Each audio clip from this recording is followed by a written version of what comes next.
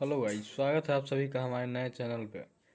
आज है हमारा फर्स्ट वीडियो। आज फर्स्ट वीडियो में हम बात करेंगे law of conservation of momentum.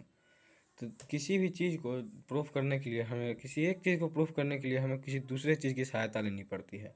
तो सबसे पहले हम एक दो ऑब्जेक्ट्स मानेंगे जिसका मास, जैसे देखिए हम लिखे हुए हैं, let two object of mass m1 and m2 kg moves with an initial velocity of u1 and u2 meter per second.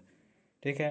And after collision, मतलब कि टकराव के बाद, मतलब लॉ ऑफ कंजर्वेशन मोमेंटम कहता है कि कोई भी दो ऑब्जेक्ट है और उसका जो है मतलब पहला मोमेंटम जो होता है उसके जो है टकराने के बाद वाले मोमेंटम के इक्वल होता है। तो टकराव के बाद जो है उसका moment final velocity v1 and v2 meter per second हो जाता है। जैसा कि हम लोग जानते हैं फ्रॉम डिफिनीशन से कि total momentum before collision is always equal to total momentum after collision. ठीक है। Total momentum before collision always equal to after collision. तो इसमें जो है हमको चार ठो मोमेंटम दिख रहा है। सबसे पहले initial momentum of first object हम माने थे ना m1 और v1।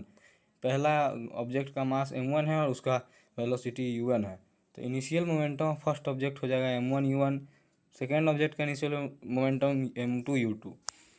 तो देखिए किसी भी ऑब्जेक्ट जब टकराता है तो उसका मास वही रहता है लेकिन उसका वेलोसिटी चेंज हो जाता है। इसलिए फाइनल मोमेंटम देखिए यहाँ, final momentum of first object जो है m1 v1 रहता है और final momentum of second object m2 v2 हो जाएगा। ठीक है।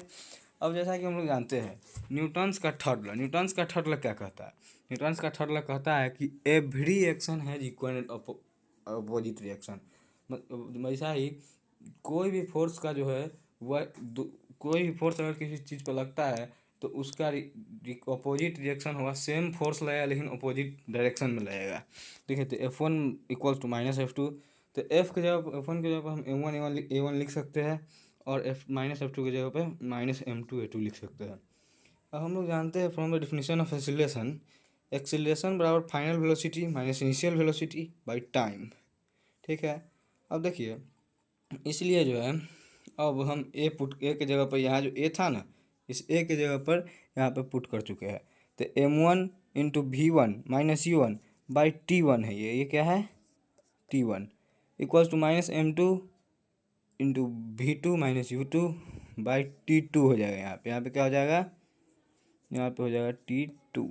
तो देखिए टाइम जो है सेम समय के लिए लगता है, सेम उसी समय में जो है टकराता है, उसी समय में जो है इसका जो वेलोसिटी है वो चेंज हो जाता है।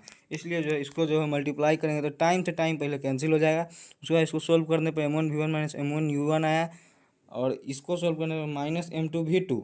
देखिए माइनस माइनस प्लस हो जाता है, ऐसे आप लोग जानते होंगे, माइनस इंटू माइनस प्लस। तो यहाँ पे आ जाएगा +m2 इंटू u2।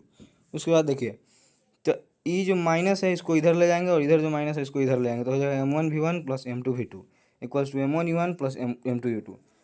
तो ये हमारा हो गया कि ये टोटल फाइनल मोमेंटम हो गया और ये टोटल इनिशियल मोमेंटम हो गया। ठीक है। तो हम जानते हैं कि इसमें प्रूफ करना था total initial momentum equals to total final momentum. इसलिए सब अब इसको हम अरेंज करेंगे तो इसको इधर ले आएंगे और इसको उधर ले चलेंगे। तो यह हमारा हो गया law of conservation of momentum proof. का आशा करता हूँ आपको ये वीडियो अच्छा लगा होगा। सब्सक्राइब कीजिए, लाइक कीजिए और शेयर कीजिए।